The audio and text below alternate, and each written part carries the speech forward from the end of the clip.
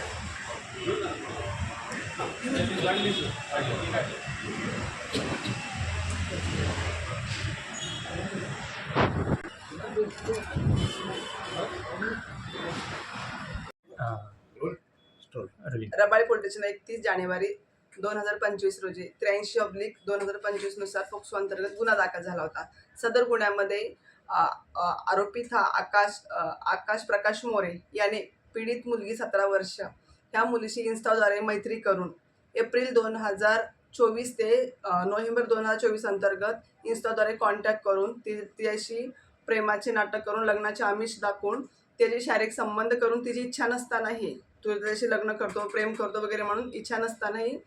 तिला गर्भवती केले। त्याच्यानंतर सदर गुन्हा दाखल झाल्यानंतर वरिष्ठ पोलीस निरीक्षक बाळकृष्ण सावंत, त्यानंतर ॲडमिन सर बनसोडे सर, त्यानंतर क्राईम सर वेद पाठक सर आणि तसेच DBच्या स्टाफ यांच्या अंतर्गत वरिष्ठांच्या मार्गदर्शनाने सदर गुन्ह्याचा म्हणजे तपास करणं इतकं सोपं नव्हतं, कारण इंस्टाग्रामद्वारे तो कुठं होता काय त्याचं काहीच आत्तापत्ता नव्हता आणि त्याचे बरेच इंस्टाग्रामचे अकाउंट होते। आम्ही कसोशीने तपास सापळा रचून रबाळे पोलीस स्टेशनच्या हद्दीत सापळा रचून सदर आरोपिताचा शोध घेतला आणि त्याला सदर गुन्ह्यात अटक करून सदर आरोपिताला 4 दिवस PC मिळालेले आहे। तर ह्या गुन्ह्याद्वारे आम्हाला हे सांगायचं आहे की नागरिकांना आपले जे मुलं या आपल्या जे बहीण भावंड किंवा आपली पत्नीही फेसबुक इंस्टाग्रामद्वारे अन्य व्यक्तीशी कॉन्टॅक्ट करतात आणि कॉन्टॅक्ट करून मग घरातल्या काही लोकांना माहिती नसते की ते त्यांच्या कॉन्टॅक्टमध्ये आहेत। मग काही मुलींचं ब्रेकअप झालेलं असतं, मग त्या ड्रेसमध्ये त्या इंस्टाग्रामवर अकाउंटवर आपल्याला कोणीतरी बोलते वगैरे म्हणून त्यांना तेवढाच रिलीफ मिळतो, पण त्यांना हे माहीत नसते की त्या पाठीमागे खूप मोठं त्यांचा कोणीतरी वापर करणार आहे आणि त्याचं काहीतरी जर अल्पवयीन मुली ती लग्न करायच्या अगोदर जर गर्भवती झाली तर तिला म्हणजे नंतर बरेच प्रॉब्लेम येणार जर लग्नाच्या वेळेस नंतर की बाबा तिला ते असं कोण लग्न करणार सगळ्यात मोठा प्रश्न, आणि मग तिने भविष्यात सगळं अंधारात असणार, म्हणजे ज्याचं जशी लग्न झालं तोही तिला सांभाळणार नाही आणि नंतर मग जे होणारं अपत्य आहे त्यांचीही दुरावस्था होईल। त्याच्यामुळं जनतेने आपल्या प्रत्येक फॅमिलीतील लोकांना सांगितलं पाहिजे की माझ्या तर मते जे वरिष्ठ घरातले लोक आहेत त्यांनी आपल्या जे लेकरांचा मोबाईल चेक केला पाहिजे। इन्स्टाचे आता मोठ्यांना इतकंच माहिती आहे की इन्स्टावर एखाद अकाउंट असतं, पण फेसबुक इंस्टा व्हॉट्सअपचे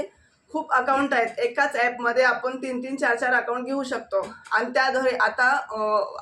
आपल्याला हे माहीत असते की मोबाईलवर कॉल वगैरे केला जाऊ शकतो, पण आपले हे जे आपले मुलं आहेत ते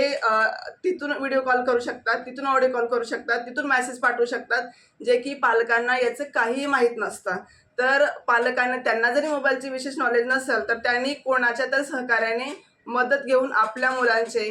जी आता आपल्या वयस्कर थोडीशी बहीण वगैरे असेल किंवा आपली वाईफ असेल हे डिटेलमध्ये मोबाईल चेक करून ते कुण्या अन्य जे की अनोळखी व्यक्तीच्या कॉन्टॅक्टमध्ये जाऊन तिचा कोणी दुरुपयोग किंवा दुर्व्यवहार करू नये याची व्यवस्थित काळजी घेतली बस नागरिकांना इतकं सांगायचं याद्वारे।